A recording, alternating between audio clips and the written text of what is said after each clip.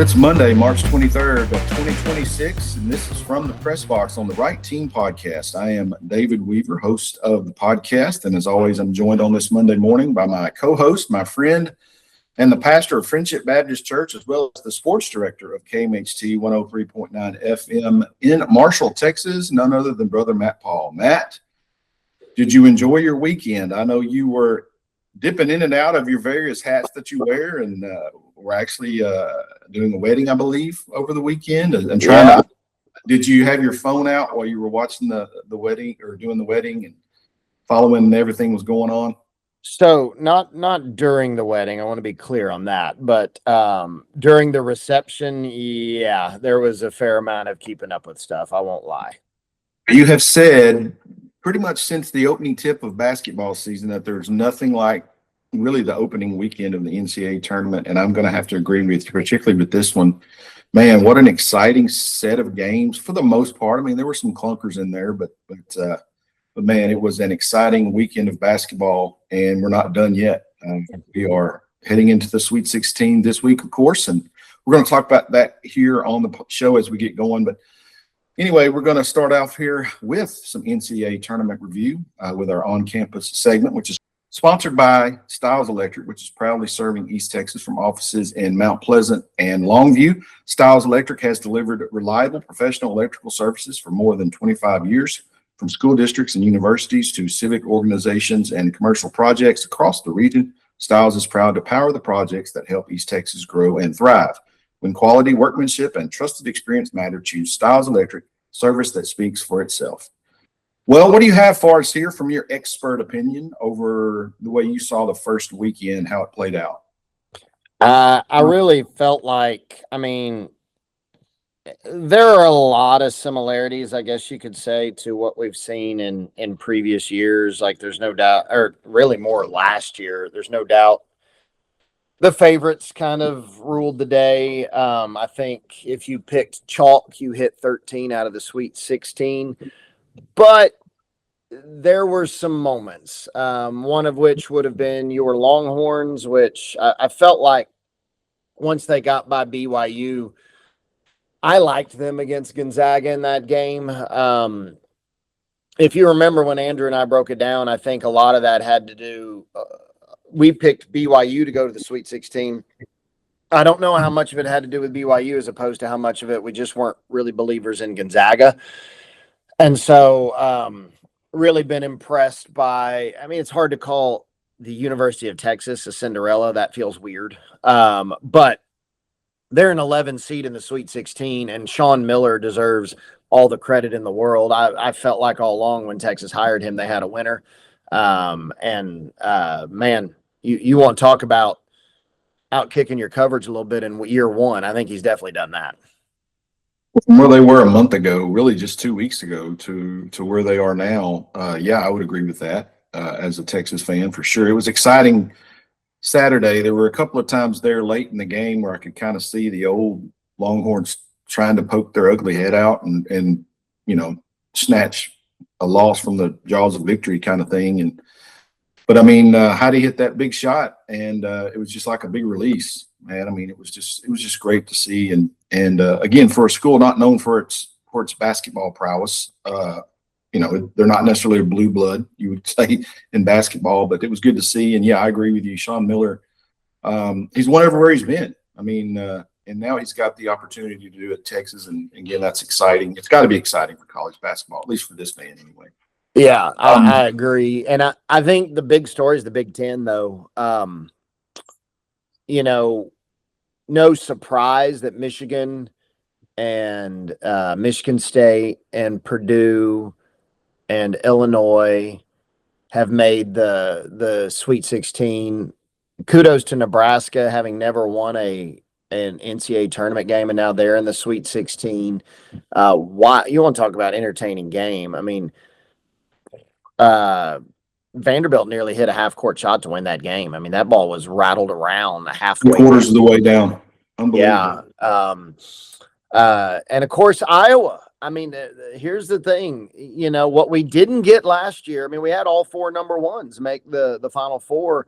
And you think, boy, is this where we're trending? No, we're not, because one of them's already gone, and it's the defending national champs. What a job by Iowa. They really controlled that game for a good bit. And then Florida looked like they were seizing control of it. They got the lead, and Iowa battled back.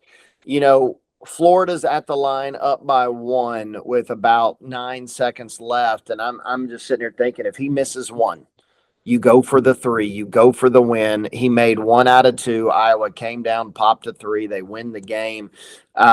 Sets up a Nebraska-Iowa matchup in the Sweet 16. You want to talk about two teams and schools that don't have a lot of care or concern for each other.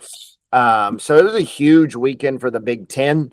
And there were some really good games. I mean, you even go back to Friday with Kentucky, maybe saving Mark Pope's job when Owe hits that half-court shot to send it into overtime, and then they win. I mean, Pope's still going to be on the hot seat because they just got destroyed by a shorthanded Iowa State team who looked really good. Yeah, I mean, there's still a lot of the chalk there, but Iowa and Texas made a big splash. Of course, you had St. John's winning on a buzzer beater. You've got in that region Shire versus Patino, and then Izzo versus Hurley. I mean, this is good stuff. We're in store for some good stuff this Thursday, Friday, Saturday, Sunday. Yeah, I mean, by definition, you mentioned the buzzer beater with St. John's. I mean, I don't know that I can actually call that a buzzer beater. I mean, he had a clear path to the basket. That was just that looked more like a warm-up layup drill. Yeah. I mean, I think I could play better defense there than Darren Peterson did. And I think Peterson was the guy on him, right? I mean, if I recall. But anyway, whoever it was, they just gave him a clear path to the basket. And that kind of leads into one of my questions I wanted to get your opinion on about what's wrong with Kansas. We've talked about it pretty much all season.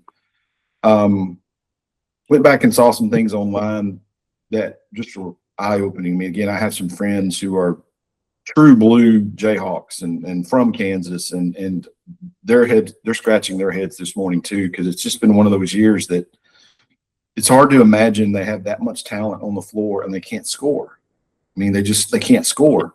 And that loss yesterday, put this in perspective, that gives them 4 straight seasons in which they haven't reached the Sweet 16. That's their longest drought at Kansas since 1985 of not being a Sweet 16 team.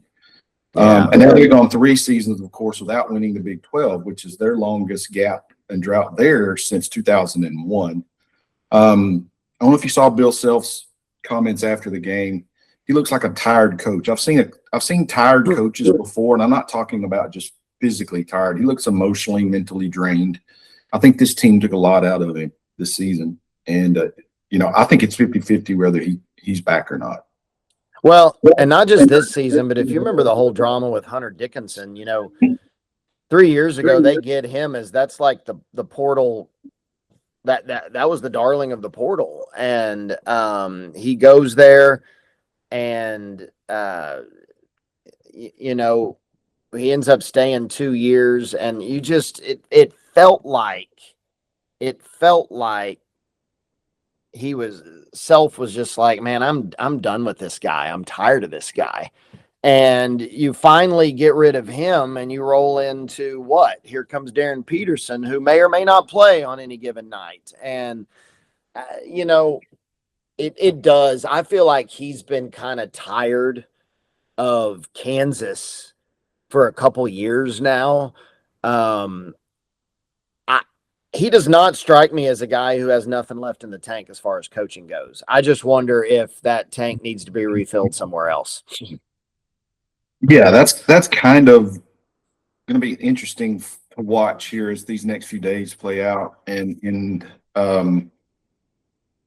I think we've seen it with some of these blue blood coaches, this whole NIL era thing, and not to say that Kansas isn't, participating in NIL. I don't think that's an issue.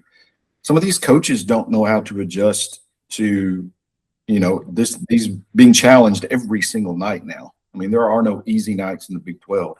NIL has managed to even the playing field somewhat. And go ahead. It has, and I just think sometimes, especially in this, though, you need a change of scenery. I honestly, I thought John Calipari may have been done at Kentucky, like watching how it was all unfolding there and how they just couldn't quite get over the hump, and they were all getting frustrated with him. And you wonder, is he done? And he goes to Arkansas. He's not. He's not done. He's got a lot left in it. He needed out of that, and he needed something. He needed a breath of fresh air. And so I don't know. I mean, I know this NIL thing is difficult to adjust to, and that may be part of it with self, but some of it may just be, there are certain programs, the pressure is constant. You've got one of those in football. The pressure is constant, right? At Texas. I mean, 9-3. No, not enough. Not enough. We need more, and so, John Calipari goes to a program where, now look, if it was the 1990s, we'd have been expecting Final Fours. But right now, dude's made the Sweet 16 back-to-back years. Hey, we love him. It's awesome. Keep up the good work, man. Whereas at Kentucky, it was like, okay, and now what? And I feel like that may be kind of what you're running into at Kansas, because Bill Self's never going to get fired at Kansas. He's done too much there. But he may benefit from going to some program that's, not quite as high a pressure, where he can just be, find his joy in coaching again. Because I feel like Kansas might have sucked it out of him. Yeah. Well, and we've talked about NIL, and we've talked about mid-majors, and there was a lot of controversy going into the seeding process and the whole tournament bracket at the beginning a week ago. But in the end, the Power Fives are right where you'd expect them to be. They are dominating the Sweet 16. There are no mid-majors in the Sweet 16. The Big Ten is sending six to the Sweet 16. The SEC is sending 4. The Big 12 is sending 3. The Big East with 2, and the ACC, which sent 8 teams to the tournament, is only got just 1 going to the Sweet 16. That being Duke, which is highly vulnerable based on their showings the first couple of games. Right? I mean, I don't think they're a lock to make it to the Final Four anymore. Yeah, no, I don't either. I do think they really kind of turned a corner against TCU. I thought they had the toughest matchup of any 1 seed in the second round, and TCU looked every bit of it in the first half, and then Duke just sort of put that on clamps. So I don't know. They may have figured it out a little bit, adjusting to this new setup without some of your injured players. And they didn't have an ideal matchup, I think, in the first round with Siena. Duke should have been playing the worst 16 seed. I had Siena as a 15. I think they were the best 16 seed. And if you haven't heard the news about Siena's coach, who is a star at Syracuse, he's now the new head coach at Syracuse. So you were going against a pretty high-level head coach right there. So bracket that was full of them on that side of it. Yeah, so I think that played into it some as well. I still like Duke to come out of that bracket. I will say I took a little bit of a hit in my bracket yesterday, but all 4 of my Final Four teams are still in it. They have made it to the second weekend, so I can breathe a sigh of relief there for now. But yeah, it's some of these matchups. I mean, gosh, I can't wait to see how they play out.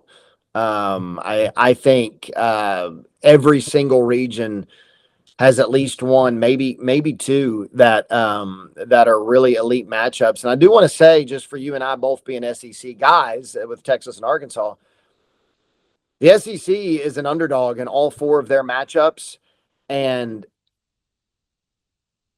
4 of the 5 largest underdogs in these 8 games are the SEC. There's a very real world where the SEC puts no one in the Elite 8 this year, and that would be interesting. Yeah, I don't want to think about that. You did text me on, I believe it was Saturday, talking about how your bracket was perfect, and that had been a first for you, right? On Friday I went 16 of 16. I've never done that. There's only one way to go after that kind of day, right? Yes, exactly. Going into the afternoon or the late afternoon games last night, I was actually sitting on my bracket with a 94.1% rate. which was probably pretty good for me ever at that point. And then some things happened in the late games. Like, man, those games were played late on us for a Sunday night. That's kind of a weird scheduling. There had to be something to do with TV. The way those I don't games understand. so It late. is the same way every year. Saturday and Sunday, we play one game at 11 o'clock. We play one game at 1:45, and then we try to cram the other 6 in from 4 o'clock on. And all I can say is I just chalk it up to NCAA, and that's really all I can say about it. It had to be something to do with TV/money. That's usually what determines where the NCAA fits these things. My bracket after last night actually fell to an 83.5% success rate. So I've still got the little flame on my ESPN bracket that tells me I'm hot. So I'm going to take that as good. Most impressive teams for me coming out of the first 2 rounds. They're not number 1 seeds, even though I agree with you. I still have my final 4 teams there. I picked the 3 number 1s who are still alive, and then I picked Houston. To come out of the South. The most impressive teams for me, though, coming out of going into the Sweet 16 were Michigan State, Houston, and Iowa State. I thought those 3 teams looked particularly dominant, particularly in the first round. I mean, what you would expect them to be. But Michigan State just seems kind of locked in and steady right now. No one's really talking about them. Yeah. I would not be surprised to see them be the team that comes out of that region. Not at all. I have them losing to Duke in the Elite 8. I agree with you on Houston. Houston's scary to me right now, and the 1 seed has been eliminated from that one. So they're the top seed remaining, although I will say Illinois has looked pretty darn good as well, and that's a tough matchup right off the bat. I agree with you on those teams. And Iowa State, dominating Kentucky when your best player's out. I love the way they look right now. If they get him back, if they don't get him back, that's going to run out of gas at some point. But if they get him back, I really do like the way they're looking. Speaking of the Sweet 16, we are, of course, we have the 16 teams now, and they will tip off play starting on Thursday night of this week. Just some notes here to kind of talk about here that have popped up over the weekend that I've noticed. And you mentioned Houston, Illinois. I have that here as my must watch of the Sweet 16 games. That is going to be a street fight between those 2 teams, and maybe Houston's toughest challenge coming out of that bracket, awaiting them this weekend. Yep. Rick Pitino at St. John's. I don't know if you saw in the craziness of the way that game ended. He turned on his heel and just went and started shaking hands. It was as though he had watched his son win a T-ball game or something. He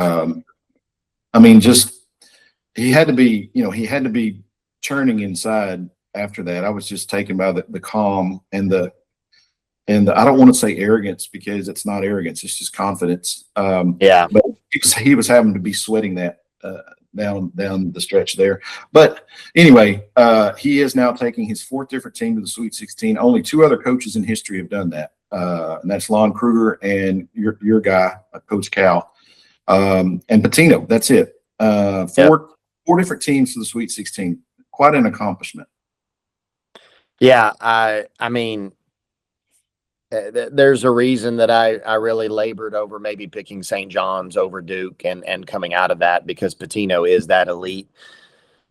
Personal matters aside, obviously there's a whole lot there, but he's one of the best to ever do it. Still is, which is kind of crazy, being over 70 years old. But yeah, he's something else. The big question, again, we talked about my Longhorns coming out of with the upsets over BYU and Gonzaga over the weekend. Can you classify a school like Texas as a Cinderella? No, I don't.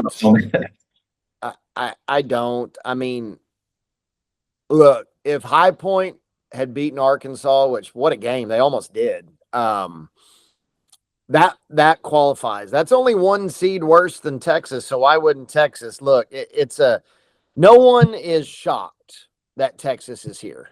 everyone would have been shocked if High Point had been there.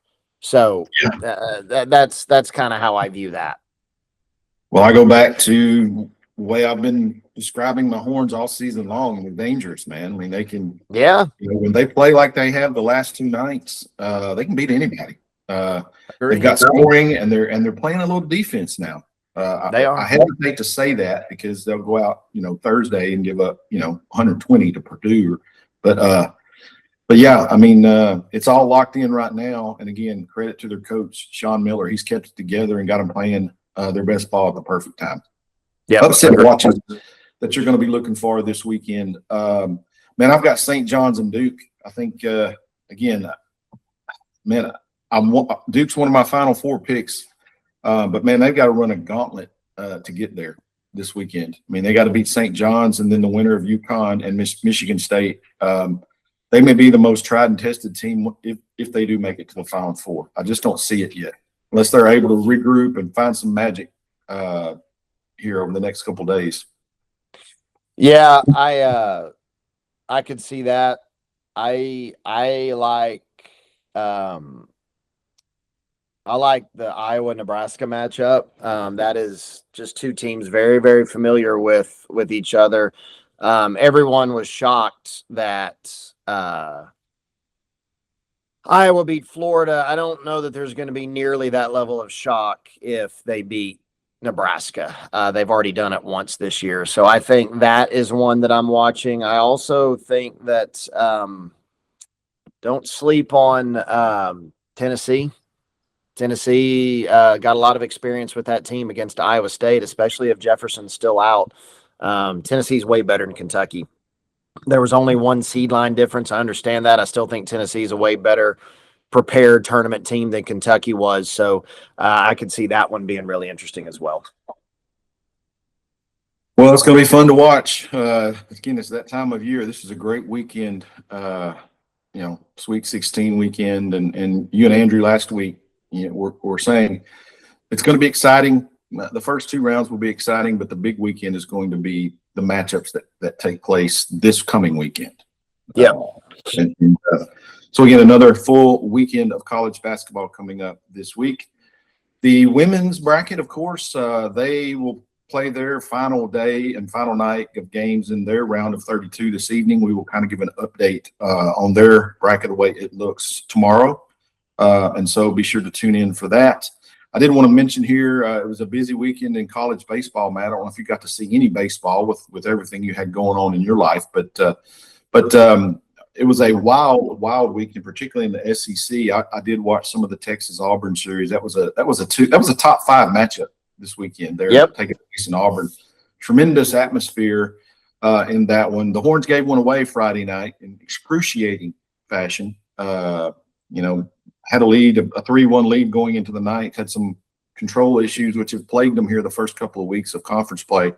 Error in the outfield allowed the winning runs to score. So they again, on a Friday night, they give one away, and you're thinking, okay, this is going to be a tough weekend. But then again, they managed to pull out a win, a nail biter again when they tried to give it away Saturday night, and then shut out Auburn yesterday. So big weekend win there for my Horns on the road in Auburn.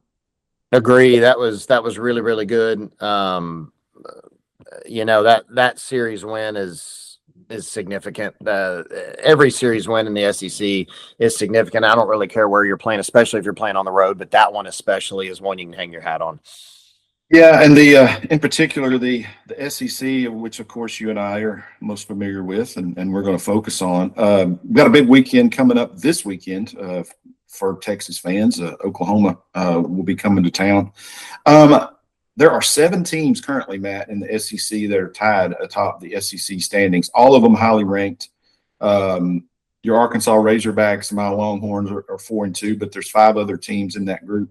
Auburn, Georgia, Kentucky, Mississippi State, and Oklahoma all have 4-2 marks. 7 teams right after 2 weekends. That's what you call a log jam at the top. So again, really busy weekend of college baseball. We'll focus more on that as we move forward here, and basketball kind of wraps up. But did want to mention it was an exciting weekend to be watching some college baseball. Yeah, looking forward to that Texas and Oklahoma. OU went to Baton Rouge and won 2 out of 3. So Yeah, LSU yeah, still hurting, still hurting. there are something going on there. South Carolina, of course, fired their coach over the weekend. Just couldn't take it anymore. And Vanderbilt, Vanderbilt is 2-4. Had a tough series lost this weekend. So that's kind of flipped on its head there a little bit in the standings here in the early going. Do have a special segment that we're going to share with everyone today on the podcast. First of all, this segment's brought to you by Right Team Services. From professional writing and editing to website content, social media, and grant writing, Right Team Services works with schools, businesses, and nonprofits to communicate their message clearly and effectively. If you need words that work for you, trust Right Team Services to help you find your voice. Learn more today at rightteamservices.net about how we can help you tell your story. As we were signing off the other day, Matt, on Friday, I believe we actually had already ended the podcast, and you mentioned to me the breaking news that came across just as we were punching it out, that the great Chuck Norris had passed away on Friday. Yeah. Of course, we had all heard that he had been hospitalized on Thursday at the age of 86. Chuck Norris, just a legendary figure in many ways. It passed away on Friday at the age of 86. And I was thinking all weekend, I actually had an opportunity 5 years ago, and I met Chuck down in the Navasota, where he actually was. His ranch was just outside Navasota, down there, kind of between College Station and Houston. I was down there doing some work with Navasota ISD, and Chuck's Kickstart Kids program, which he started in schools, basically karate classes that take place within the actual school district during the school day. And he was coming to kind of review the local program there in Navasota. And so I was doing this work, and anyway, I went down there and I actually had the opportunity to actually video his appearance. And Chuck did a very inspiring speech. And I want to preface this by saying, you could tell, he was 80, I believe 81, 82 at the time. And I'm 56 years old, and I have bad days of remembering things. And so you could tell he was, his memory was not what it used to be at that point in time, but he still looked like Chuck Norris, man. You didn't want to mess with him. Yeah. I was there videoing it and got to hear this. Didn't really think about it much that night because of just kind of in awe of the guy being in the same room with you. But anyway, I did want to save that video footage, and I did want to share it on today's podcast. I just thought it would be appropriate, just some of the things that Chuck talks about that I think we can all draw some inspiration from. So yeah, we're gonna go ahead and we're gonna play that audio. And if you're watching us on YouTube, you'll be able to watch the actual video. If not, you'll just get to hear the audio, of course, on the podcast version. But we want to share that and then come back and then just kind of talk about it again. But here's Chuck Norris speaking to the Kickstart Kids program at Navasota Middle School back in 2021.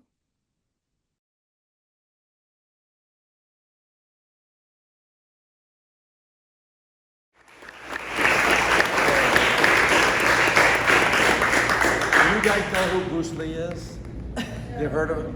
Well, in 1968, I fought for the world title in New York, and for the world title. And so I go to New York to fight for the world title, and so I get into the ring, and the head of it says, Bruce Lee is sitting right there. So I look down, and there he is, and he's looking at me. He's staring at me, and so I kind of start staring back at him. In the meantime, the guy I'm going to fight comes in, gets ready, starts warming out, getting ready to fight, and I'm talking to Bruce, and finally he says, "You better concentrate on him." So anyway, I would get back and we fight for the world title, and I wind up winning it, And Bruce says, come on down here. So I go down and meet him. He says, you live in LA, right? At that time I do. And I said, yes. And he said, I do too. Let's start fighting and let's working out together. So for 2 years, Bruce Lee and I worked out. And he showed me all of his Chinese movement techniques. And I was showing him our kicks, like we do, wham, and all that. Because at first, he didn't believe in kicking high. And so when I said, well, you should be able to kick anywhere. And so after 6 months, he could do it as well as I could. But anyway, after 2 years, he left for Hong Kong. He called me and said, I'm going to Hong Kong to do a movie. And he said, and I said, well, good luck, So I don't hear from him for 2 years.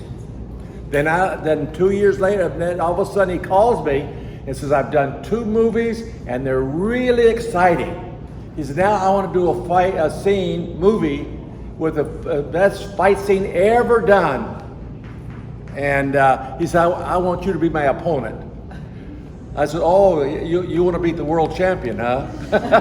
He says, no, I want to kill you. So anyway, I thought about it, and I said, okay, so anyway, I did the movie with him, and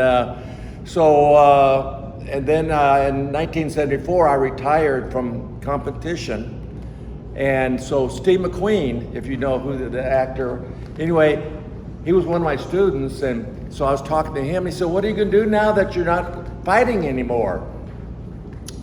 I said, well, I did a movie with Bruce Lee in 1972. And I really enjoyed doing that. So I'm really thinking about becoming an actor. And Steve says, I think you'd do all right. And so anyway, I went, it took a lot longer than people think. It took me 4 years to finally work, into it. But I have to really say, though, the Lord is the one that did it. Yes, He did. The Lord saved me and did it for me in my martial arts, and He was with me in the movies. And I'm thinking, why is the Lord being so great with me? Well, Kickstart Kids. That's the reason. Because I could never have done this without the martial arts and my movie. And because I contacted back in the 80s The Board of Education. yeah, the people head of the schools. And I said, so I told them about the Kickstart Kids, and I said, that's what I'd like to do, because I've worked with thousands of kids, but these are kids whose parents can pay me the money. I said, well, I want to reach kids who can come right back in and use the school as a way. And he said, no, that'll never happen. So I forgot about it. And then when President Bush Sr. was running, and I helped him out, and so he invited me to the DC a lot. And one day I go down there and I meet him, and we're sitting down having lunch. He says, is there anything you want to do besides your martial arts and your movies? I said, well, now that you bring that up, I said, yes. And I started telling him about Kickstart Kids and how great it is with the kids and how it gets them going in the right direction, like it did me. It turned my whole life in a straight line. And he said, well, why haven't you done that? And so I said, well, because the commander, the people, The Board of Education. yeah, said, no, that'll never happen. He says, I'll take care of that. Where do you want to start? And I said, well, Houston would be good because I have a ranch out there. He said, okay, Houston will start. And that's where we started our first school. And now here we are, 120,000 kids almost later. Right? And it was the high escaped, what do you call it, the kid? Oh, it was like a third ward school. Yeah, third, because they're thinking, this will never work here with the third year. Well, it did. It became very exciting, and we, now we've got all these schools. I don't even know how many we have. 60. Huh? 60. 60. We have 60 schools now with young men like you, young girls and men like you, And And we hope maybe one day that you'll come back and teach for us, because the best instructors are the ones that come through our yeah, program. but that's what really what my whole life is. And You know, mine. I do all the things, but this is my life. You know, it's Kickstart Kids. It's the end. You know, I'm almost 82 years old, and so I'm. This is for me for the rest of my life. And so It's true. I just want to say how happy I am. Proud of them. Yeah, and thank you so much. I wish we had more schools like that. We go through.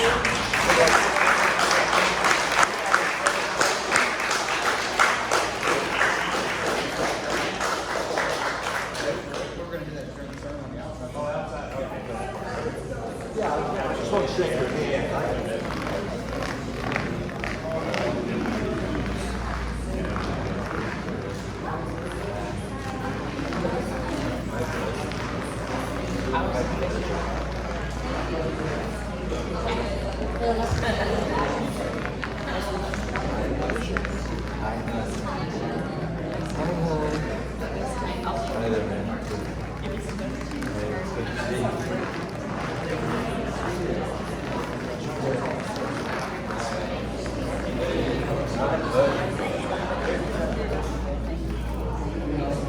I got, oh man, my girl. Oh, so good to see you.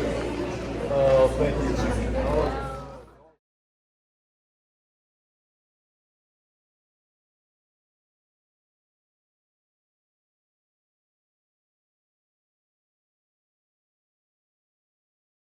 Okay, man, that takes me back a little bit. And I'm telling you, again, that night I didn't think anything about what was said in that video. But when I got the news, I started to think. First, I had to go way back on my phone to try and see if I had saved the actual video. If I hadn't, done that, I would have had another issue with myself. Oh my gosh, why did you not save video you have of Chuck Norris? And the thing that stuck out to me, and I don't know if you noticed this in the video, Matt, but you kind of had to be there to kind of get the feel of what that was. I mean, they had other plans for him that night to do something, but he wouldn't leave that room until he shook every single hand of every single kid and every single adult. He was going to work the room a little bit. And that struck me there as just a man of the people. I mean, obviously he loved his karate and well, arguably was the best in the world at it. And but he also loved people. And you didn't have to be around him very long to understand, you know, how much he just loved being around normal people, right? You can see some of that in that video if you got to see that there. But man, and I know this stuck out to you and me, but you know, to give credit to the Lord for everything He's done, and to see it as, and he mentions in the video that everything that he was blessed with, from his karate to his movies, you know, to Walker Texas Ranger, all of that stuff led to him being able to start a program like Kickstart Kids, which, you know, in the beginning, as he mentioned in the video, he actually went to President Bush Sr. and convinced him to let him start this in the schools, the public schools. And this is now if you go to the Kickstart Kids website, which the address was put on the screen for you there, it's kickstartkids.org, and look at the background of that. It's actually a TEA sponsored program now. I mean, you can get it in school locally, and basically you can teach karate there during the school day on your campus. So really big impact. And again, you and I have talked about in some of our sports day history things that we do on the show here about, you know, when we lose people like this, the world suffers. You know, we need more people like Chuck Norris and George Foreman, and it's sad to lose people like that. But you know, I just wanted to share that in light of everything that's gone on with the passing of Chuck Norris over the weekend. Yeah, and I'm glad you did, and you're right. I mean, this has been. I mean, those are two pretty impactful human beings that we lost in the I mean, one of them a year ago, I know, but you just had his anniversary as you're on this date with George Foreman. But, you know, and I'm grateful to you on this podcast, grateful that we have that final word because we're able to openly talk about our faith. But when you see someone treat people the way that he treated people in that video, that's not normal for humans. Something else is going on in your life when you're that kind of person. And to hear that testimony, I so appreciate it. As a, not just as a pastor, but as a believer in Christ, to see him speak on that and then act it out, I think is so important. You know, the word hero gets tossed around a lot. And when you're talking about celebrities, and some of them really, honestly, they don't deserve being called a hero. Right. They're just not. They may be a great basketball player or a great football player or a tremendous actor, but they're not heroes. Well, Chuck Norris was a hero, and in every sense of the word. And he had it figured out, and everything that he had been blessed with, he gave back, and just a tremendous human being, and we're going to miss him for sure. Yeah, for sure. Our condolences go out to his family, of course, all of his fans, of which I was certainly one. Jeannie came in, my wife came in the other night, and she said, "You're watching Walker, Texas Ranger." I said, "Yes, I am." Started binge watching that again. So anyway, that's kind of what happens to me when things like this happen. I have to go pull up old stuff and just kind of remember things like that. But anyway, let's move on here with our podcast here on the back page, which is sponsored today by East Texas Baptist University, which is located in Marshall, Texas. It offers a university experience built on academic excellence, nationally known athletics, and a strong foundation of faith and community. It's a place where students are challenged every day to grow, lead, and serve. Learn more about Life on the Hill at Marshall at etbu.edu. What's on your back page on this Monday morning, brother? Well, one of them you already talked about, South Carolina firing Paul Maneri, who had been a very successful coach at LSU. Prior to that, then that didn't work out. And boy, something's going on when you get fired in the middle of a midweek or of an SEC series in March. Arkansas defeated South Carolina 22-6 Friday night. I mean, it was wild. I'm at that wedding rehearsal, and my notifications on Twitter for Razorback baseball just blowing up. Oddly enough, South Carolina probably should have rallied to take that series. Arkansas was very fortunate to escape Saturday with an extra inning win due to some miscues by South Carolina. Then South Carolina owned the Sunday game, which really didn't surprise me. That's a proud program. South Carolina won back-to-back national championships not that long ago, about 13 years ago, and they were in the national championship series for a third consecutive year before losing to Arizona. So this is a very proud program, and that pride showed up Sunday. But, man, you just wonder what's going on. I understand it was a rough start. They lost their first 5 SEC games, right? But they'd only played 5 out of 30 SEC games. And you fired the coach. That it doesn't matter what sport it is. That tells you something's going on, right? Absolutely. And, I don't know if without being there, and I really don't want to speculate, but yeah, there's something going on behind the scenes there that doesn't jive with what they want to do on the baseball field. And yeah, for this to happen at this point in time, makes you wonder exactly what that is. Yeah. It's again, don't want to speculate, but some things aren't right in South Carolina, and they went ahead and pulled the plug before it got any worse. So yeah, interesting to see how that plays out again in a really just rough and tumble SEC. I mean, you can't afford to lose many games this time of the year because you're just going to get left in the dust the way things are. We just talked about there's a 7-team logjam right now in first place. So that's right. Okay. My other thing is, and this is kind of a little bit on repeat, I guess, but gosh, it's worth mentioning. I think it was last week I mentioned to you that Marshall native Tucker Grubbs, who plays for Gary, threw a no-hitter against Joaquin, had 14 strikeouts. He lives in Marshall, plays for Gary because his dad's a assistant coach there at Gary High School for baseball. He did it again Friday night. He threw another no-hitter, this time against Garrison, 3-0. And this one you want to give a shout out to his defense because he had 6 strikeouts in this one as opposed to 14.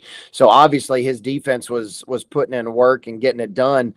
But you know, when you're throwing back-to-back no-hitters, David, this is wild stuff. This is kind of uncharted territory. And I don't know. Anxious to see what happens with Gary moving forward. But I just feel like if you've thrown back-to-back no-hitters at the high school level, and oh, by the way, he's a catcher. He is a catcher by trade, has been. He's just got a good arm, and you know how it is in high school baseball. You can't just throw one pitcher all what you got to. Well, he's got one of the best arms on the team too, so he's got to pitch one of the. It's just something else. I'm anxious to see where this goes the rest of the season when he's thrown back-to-back no-hitters. Yeah, it's still relatively early. I mean, he's got time to add to that for sure. Okay, let me move to my back page here really quickly. How many two-time Hall of Famers do you know? Goodness. I'd have to think on that one for a while. 2 different, sports, I guess you'd call it. Yeah. Well, I'm going to tell you, we have one, and he is none other than Dennis Rodman, who, of course, is in the Basketball Hall of Fame. But in April, he will be inducted into of all things, the WWE Hall of Fame, the Wrestling Hall of Fame.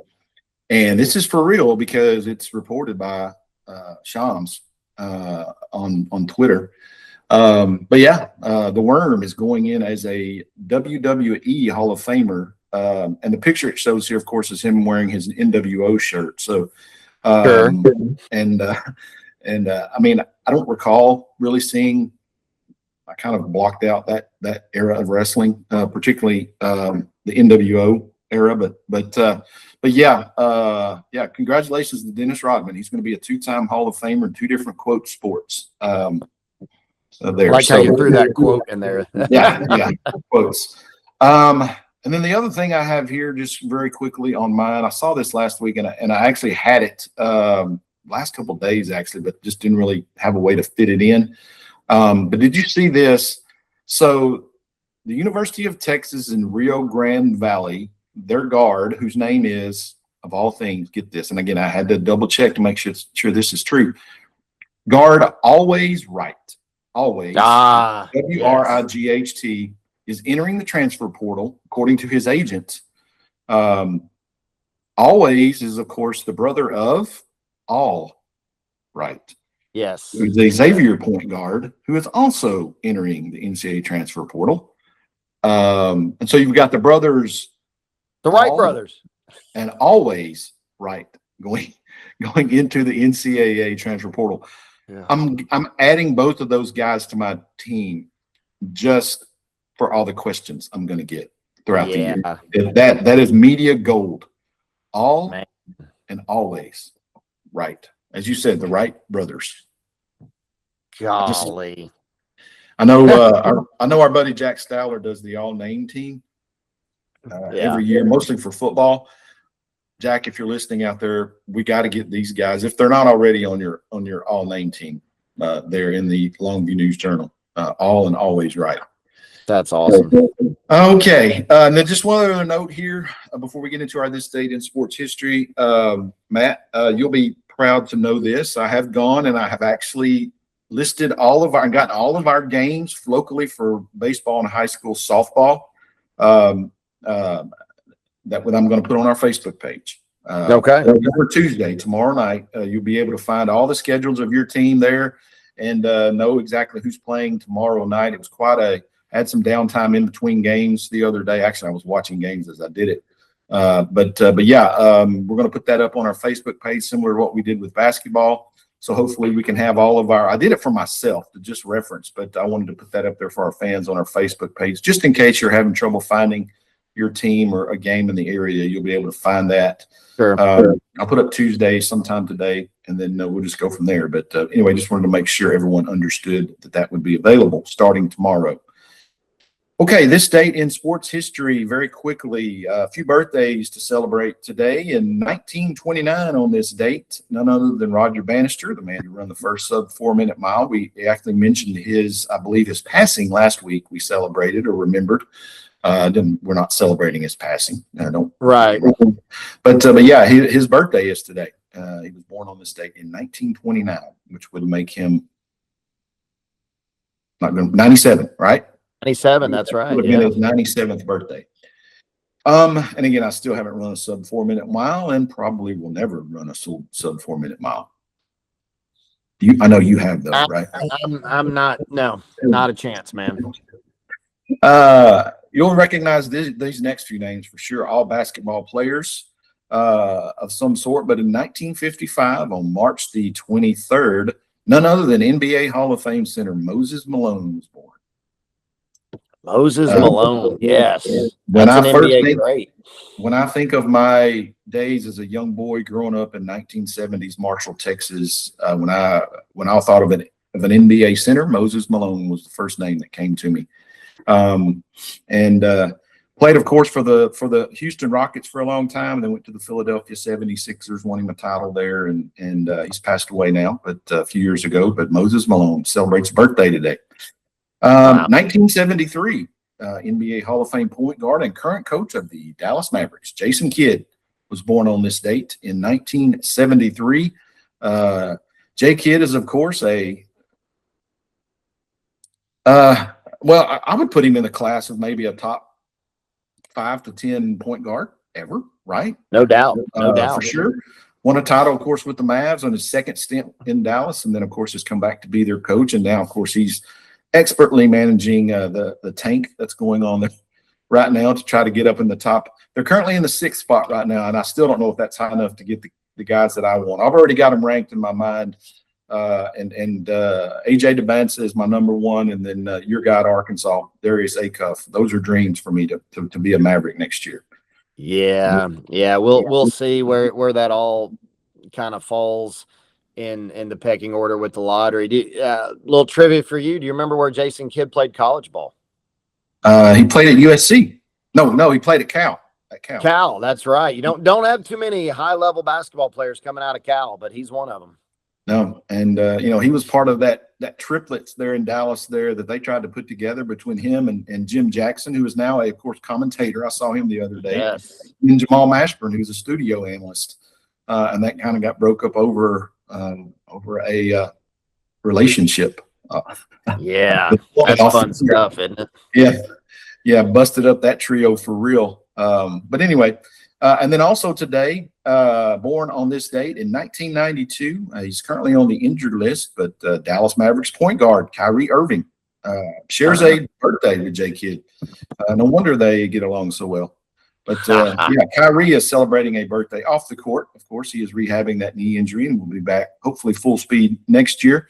But he turns 34 today. Wow.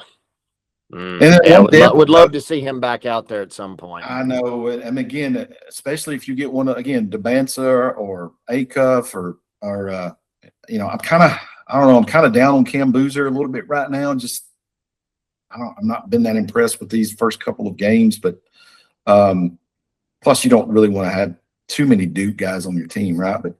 But yeah, can't wait to see Kyrie back for real. Just one notable death, and I don't know if you remember this guy, but I certainly do. He was a broadcast face on my TV every day growing up for baseball. But Joe Garagiola, former Cardinal catcher, and most notably, at least for me, a broadcaster back when ABC used to do Monday Night Baseball and things like that. Joe Garagiola was a big time part of those broadcasts. Anyway, he passed away on this date in 2016. As a Cubs fan, maybe you remember Cardinals greats. I don't know. Well, I lived in the St. Louis area on the Illinois side for 8 years, so I heard all about them, believe me. Good deal. Our final word of the day comes from Proverbs 18:24, and that says, "One with many friends may be harmed, but there is a friend who stays closer than a brother." Great teams in the sports world, of course, are built on trust and loyalty, and so are great friendships. Surround yourself with people who stick with you and be that person for others. Be a friend as well as having a friend. Okay, well, he's Matt, as always, and I'm David. This is from the Press Box on the Right Team podcast. As always, thank you for listening and supporting our show from here in the heart of East Texas and the Piney Woods. You can help us out by liking and subscribing to the podcast wherever you find us, as well as our YouTube channel, The Right Team Podcast. Also, be sure to follow us on Facebook, where we also post our content and provide other information such as baseball and softball schedules that we might not necessarily get to here on the podcast. We're just getting started with content that has something for everyone, so make sure you don't miss an episode. Started actually today. This morning, we dropped an episode of a feature that we're calling The Right Team Daily. I don't know if you saw that, Matt, but that starts today. Go check it out. We also want to thank our podcast sponsors, Styles Electric, East Texas Baptist University, and Right Team Services for their support. We'll be back with another episode of From the Breast Box tomorrow. Until then, have a great Monday. Enjoy the great East Texas weather outside. And as always, keep writing your story.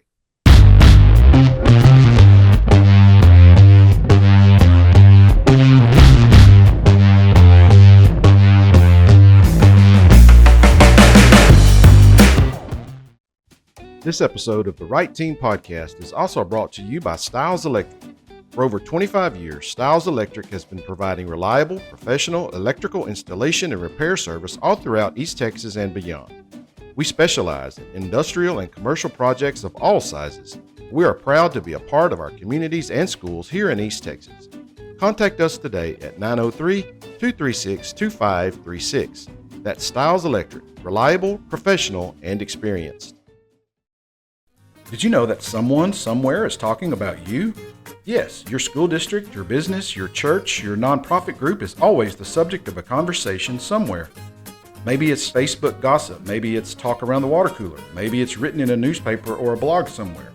At Right Team Services, we work with you to manage that conversation more effectively, to give all of your stakeholders an opportunity to hear your message. We help you create a culture of transparency in your organization that makes your customers and stakeholders feel comfortable as part of the story, and as a result, will help your business or school district become a more effective, trusted member of your community. Contact me today at rightteamservices@gmail.com to learn more about how Right Team can help you tell your story. The college you choose plays a defining role in what you believe, how you think, and who you become. With over 45 undergraduate programs and 14 graduate programs, East Texas Baptist University offers a transformational, Christ-centered educational experience that challenges students in mind, body, and spirit. 99% of students attending ETBU receive some form of financial aid, making opportunity accessible and affordable at ETBU. Join the Tiger family. It's not too late. Apply today at etbu.edu/apply.